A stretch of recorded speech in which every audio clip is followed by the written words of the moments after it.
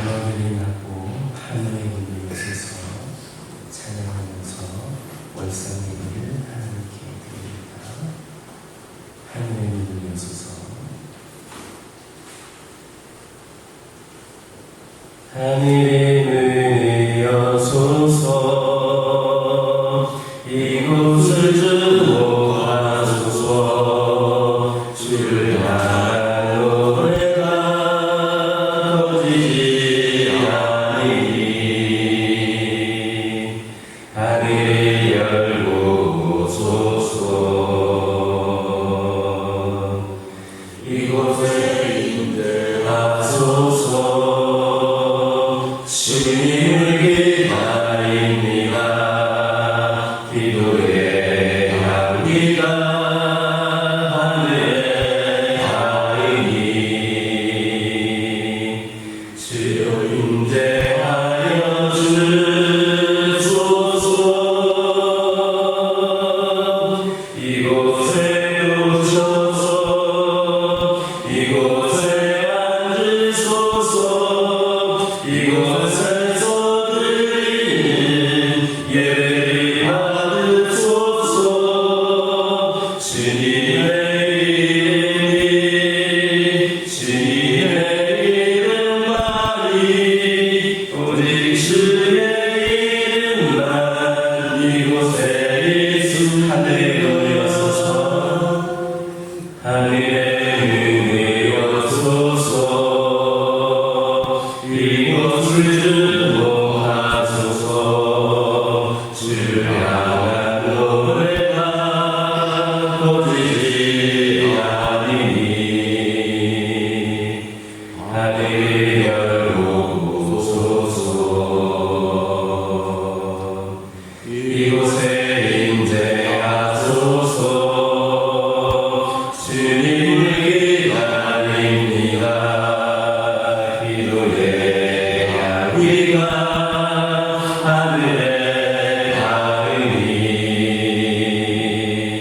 주여 임재하여 주소서 이곳에 오셔서 이곳에 앉으소서 이곳에서 드리는 예배를 받으소서 주님의 이름이 주님의 이름만이 오직 주의 이름만 이곳에 있습니다. 이곳에 오셔서 이곳에 앉으소서 이곳에서 드리는 예배를 받으소서 주님의 이름이 주님의 이름만이 오직 주의 이름만 이곳에 있습니다. 사도신경으로 신앙 고백하십니다. 전능하사 천지를 만드신 하나님 아버지를 내가 믿사오며 그 외아들 우리 주 예수 그리스도를 믿사오니 이는 성령으로 잉태하사 동정녀 마리아에게 낳으시고 본디오 빌라도에게 고난을 받으사 십자가에 못 박혀 죽으시고 장사한 지 사흘 만에 죽은 자 가운데서 다시 살아나시며 하늘에 오르사 전능하신 하나님 편에 앉아 계시다가 저희로서 산 자와 죽은 자를 심판하러 오시리라. 성령을 믿사오며 거룩한 공예와 성도가 서로 교통하는 것과 죄를 사하여 주시는 것과 몸이 다시 사는 것과 영원히 사는 것을 믿사옵나이다. 아멘. 누가복음 19장 28절에서 46절입니다. 신약성경 120조 누가복음 19장 28절에서 46절입니다. 신약성경 129쪽에 있습니다. 28절에서 46절까지 한 절씩 교독합니다. 예수께서 이 말씀을 하시고 예루살렘을 향하여 앞서서 가시더라. 가버리라 우리는 산쪽에 있는 벳다니와 베다니에 가까이 섰을 때 제자 중 둘을 보내시며 이르시되 너희는 맞은편 마을로 가라. 그리로 들어가면 아직 아무도 타보지 않은 나귀 새끼가 매여 있는 것을 보리니 풀어 끌고 오라. 만일 누가 너희에게 어찌할 것뿐이나 묻거든 나를 주가 쓰시겠다 하시니 보내심을 받은 자들이 가서 그 말씀하신 대로 말는지라. 나귀 새끼를 풀 때에 있는 자들이 이르되 어찌하여 나귀 새끼를 푸느냐 대답하되 주께서 쓰시겠다 하고 그것을 예수로 끌고 와서 자기들의 겉옷을 나귀 새끼 위에 걸쳐놓고 예수를 태우니 가실 때에 그들이 자기의 겉옷을 길에 펴더라. 이미 감람산 내밖에 가까이 오시네 제자의 온 이유가 자기들이 본 바 모든 능한 일로 인하여 기뻐하며 큰 소리로 하나님을 찬양하여 이르되 찬송하리로다. 주의 이름으로 오시는 왕이여 하늘에는 평화여 가장 높은 곳에는 영광이로다 하니 우리 중 어떤 바리새인이 말하되 선생이여 당신의 제자를 책망하소서 하거늘 대답하여 이르시되 내가 너희에게 말하노니 만일 이 사람들이 침묵하면 돌들이 소리지리라 하시니라. 가까이 오사 성을 보시고 오시며 이르시되 너도 오늘 평화에 관한 일을 알았더라면 좋을 뻔하였거니와 지금 내 눈에 숨겨졌도다. 나를 지자 내 원수들이 틈을 쌓고 너를 돌로 산으로 가두고 또 너와 및 그 가운데 있는 네 자식들을 땅에 메어치며 돌 하나도 돌 위에 남기지 아니하리니 이는 네 보살핌을 받는 날을 알지 못함을 인하이니라 하시니라. 성전에 들어가사 장사하는 자들을 쫓으시며 함께 읽겠습니다. 그들에게 이르시되 기록된 바 내 집은 기도하는 집이 되리라 하였거늘 너희는 강도의 수고를 만들었도다 하시노라. 아멘. 할렐루야. 오늘 8월 첫째 날 월사기도에 나오신 여러분들을 주님으로 환영하고 올 한 달, 이번 한 달도 하나님의 은혜와 축복이 함께 하시기를 주님의 이름으로 축원합니다.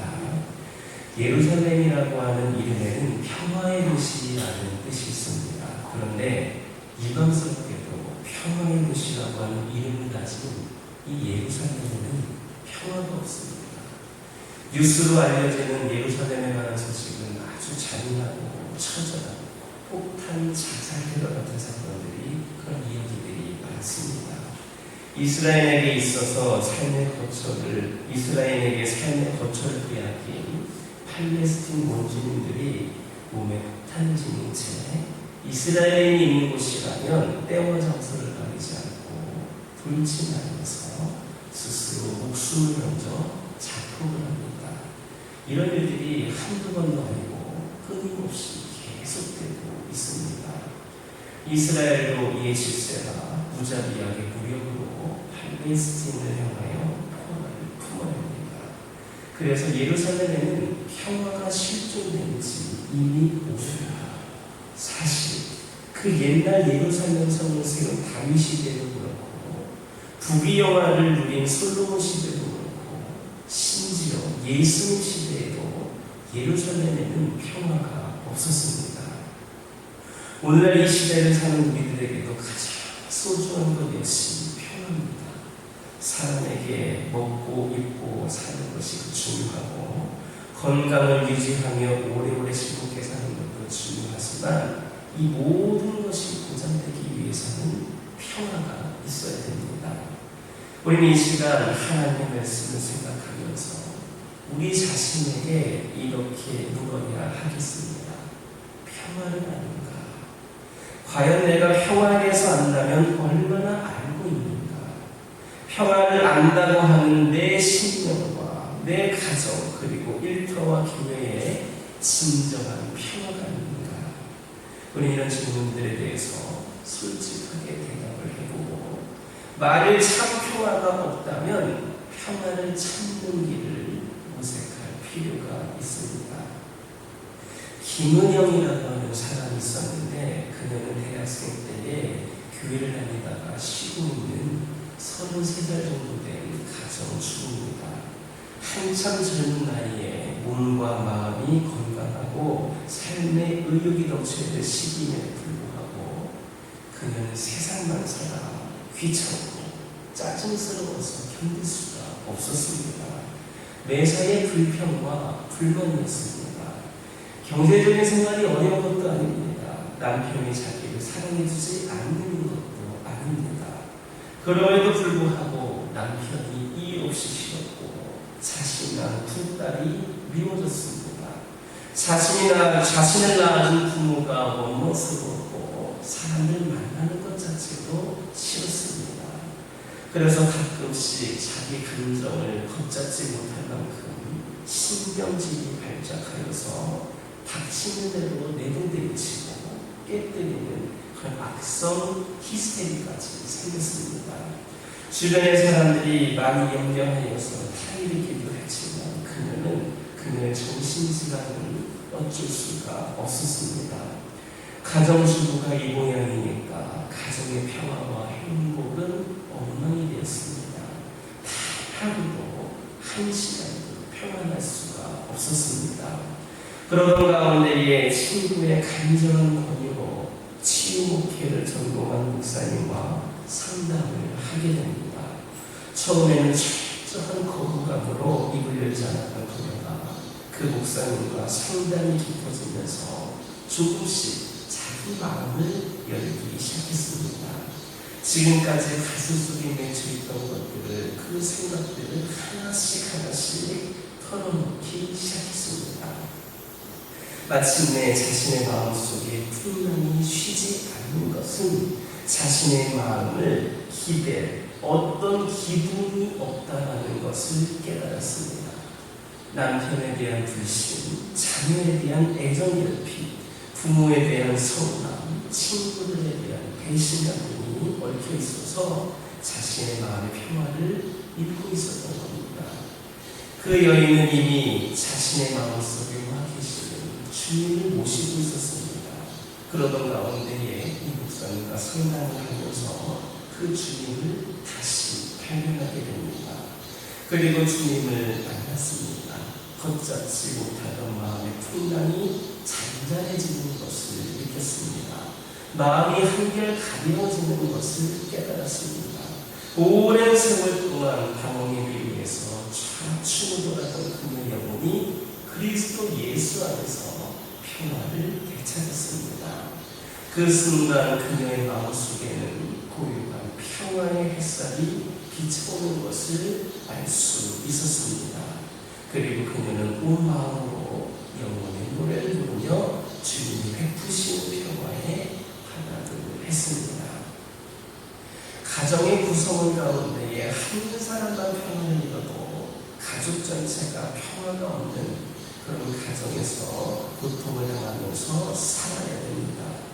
마을에서도 한 사람만 평화를 잃고 방황하며 이웃을 향하여서 난동을 부르면 마을 주민 전체가 고통을 당해야 되는 경우가 생깁니다.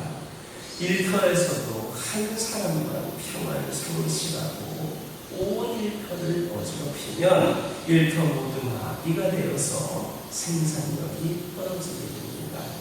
교회에서 성도 한 사람만 마음의 평화를 잃고 이 사람 저 사람과 부딪히면 교회 전체가 혼란 가운데에 빠질 수 있게 됩니다.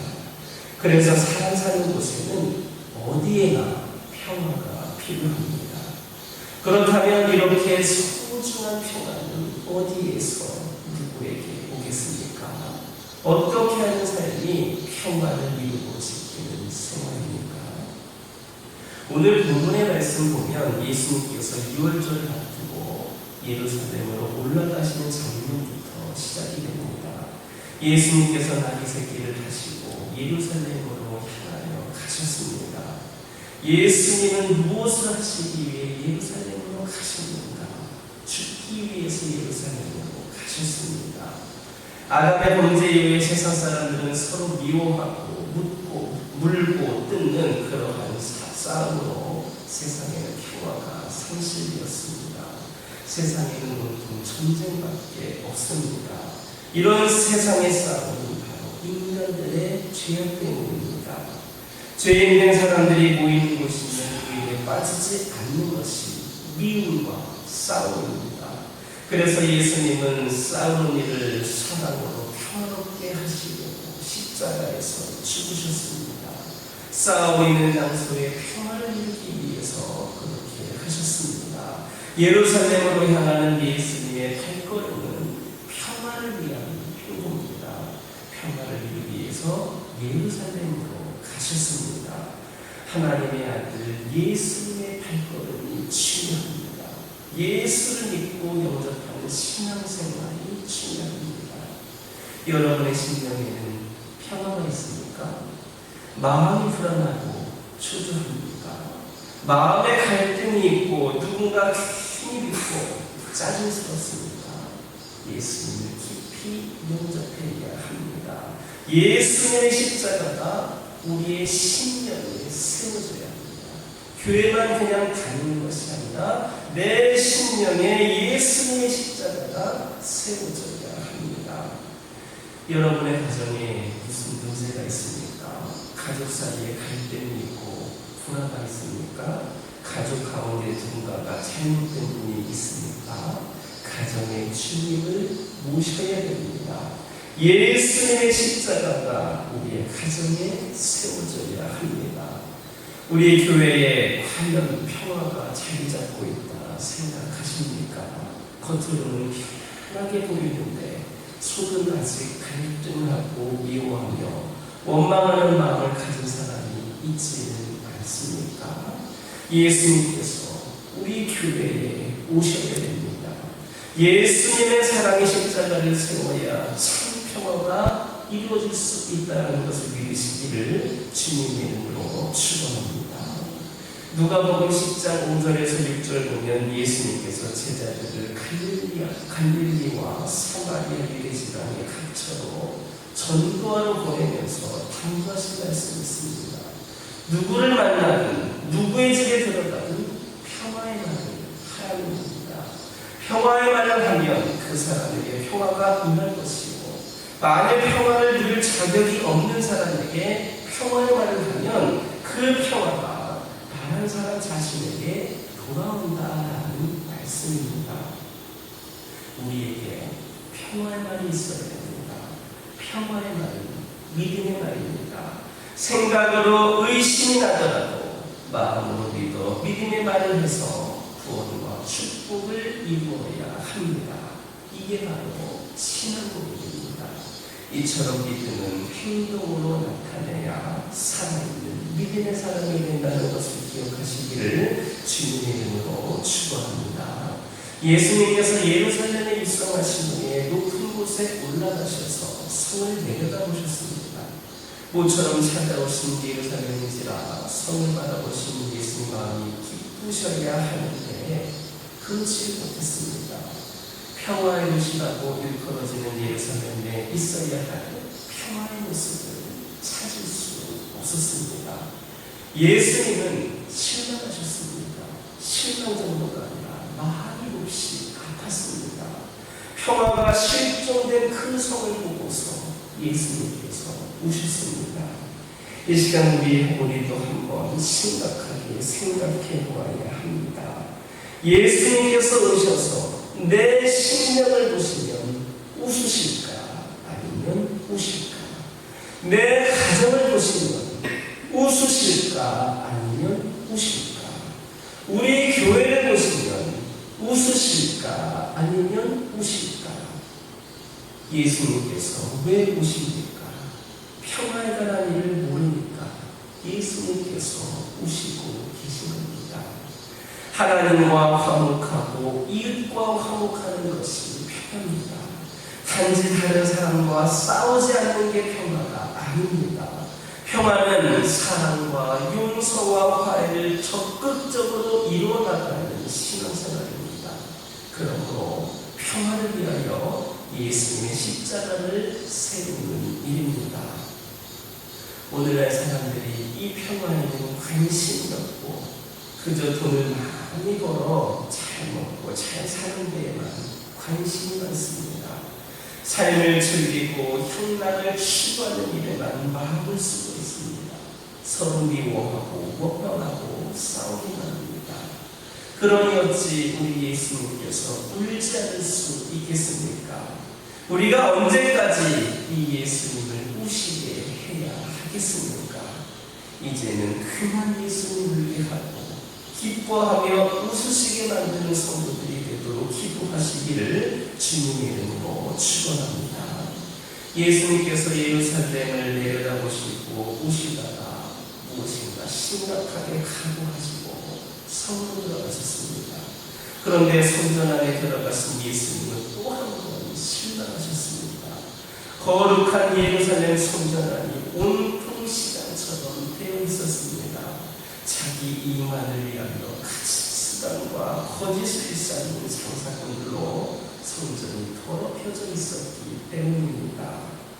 자신의 이익만을 위하면 평화가 깨집니다. 남이 손해보는 것은 아랑곳 없고 자신의 처지만 생각하면 평화가 없습니다. 하나님의 성전을 더럽히면 평화가 달아납니다. 자신의 이익만을 생각하고 하나님의 성전을 더럽혀서 거룩한 평화를 깨뜨리는 사람이 되지 않도록 기도하시기를 주님의 이름으로 축원합니다. 잃어버린 평화를 회복하는 길은 하나님께 기도하는 겁니다. 그래서 예수님 뭐라 하셨습니까? 내 집은 기도하는 집이라 하셨습니다. 여러분의 가정이, 여러분의 일터가, 여러분의 교회가 기도하는 집이 되기를 주님의 이름으로 축원합니다. 우리가 성전에서 평화를 위해 기도하면, 우리 가정에서 기도하고, 우리 일터에서 기도하고, 우리의 삶의 자리에서 기도하면 하나님은 잃어버린 평화를 회복시켜 주실 것임을 믿으시기를 주님의 이름으로 축원합니다. 예수님께서 계신 곳에는 참 평화가 있습니다. 그러므로 여러분의 신령과 가정, 일터와 교회에 예수님을 모셔서 평화를 이루시기를 바랍니다. 예수님은 평화가 실정된 예루살렘을 보고 오셨습니다. 지금도 예수님께서는 평화를 잃어버린 우리를 보고 울고 계실지도 모릅니다. 누가 주의 눈에서 눈물을 거둬들이겠습니까? 어떻게 하는 것이 평화를 이루는 길입니까? 평화를 위해 기도하는 겁니다. 그러므로 성전에 모여 함께 기도하는 일을 쉬지 마시기 바랍니다. 주님을 모시고 십자가를 세우며 성전에서 기도하는 성도가 되도록 하나님께 기도하는 저와 여러분 되기를 주님의 이름으로 축원합니다. 기도하겠습니다. 사랑의 하나님, 이 시간 간절히 기도드리기를 원합니다. 저희들, 우리 하나님께서 저희들을 통하여서 기쁨이 있는 그런 삶을 저희들이 살아갈 수 있기를 원합니다. 저희들로 인하여서 우리 예수님이 더 이상 눈물 흘리신 일이 생기지 않도록 저희들이 더 기도하고 저희들이 더 주님의 사랑을 실천하며 살아갈 수 있도록 인도하여 주시옵소서. 저희들의 기도가 하늘의 문을 여는 기도가 되게 하여 주셔서 이번 한 달 동안에도 저희들이 하늘의 문을 여는 기도를 드리는 가운데에 저희의 가정과 저희의 일터와 교회와 이 나라 민족의 하늘의 문이 열릴 수 있도록 인도하여 주시옵소서. 하나님의 평화와 은혜 가운데 살아가는 한 달이 되게 하여 주시고, 특별히 우리 성도들 각 가정에 기도 제목들이 있는데 이 모든 기도 제목들에 응답되어지는 놀라운 역사가 이루어지게 하여 주시옵소서. 예수님의 이름으로 기도드립니다. 아멘.